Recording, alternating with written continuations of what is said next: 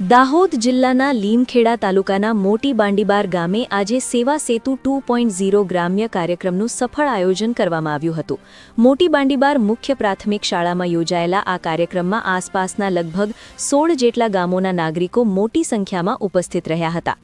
કાર્યક્રમ દરમિયાન 13 વિભાગોની કુલ 56 જેટલી સરકારી સેવાઓ એક જ છત નીચે ઉપલબ્ધ કરાવવામાં આવી હતી, જેમાં આવક જાતિના દાખલા, નવા આધાર કાર્ડની નોંધણી, રેશન કાર્ડમાં સુધારા જેવી કામગીરી સ્થળ પર જ કરવામાં આવી હતી.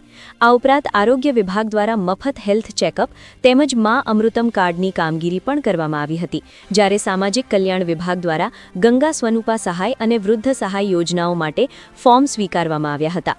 તાલુકા વહીવટી તંત્રના જણાવ્યા મુજબ સરકારની યોજનાઓ લોકો સુધી સરળતાથી પહોંચે અને કચેરીઓના ધક્કા ન ખાવા પડે તે હેતુથી આ કાર્યક્રમનું આયોજન કરવામાં આવ્યું હતું. કાર્યક્રમ બાદ સ્થાનિક ગ્રામજનોએ ઘર આંગણે સરકારી સેવાઓ મળવા બદલ આનંદ વ્યક્ત કર્યો હતો. રિપોર્ટર હસમુખ પ્રજાપતિ, લીમખેડા.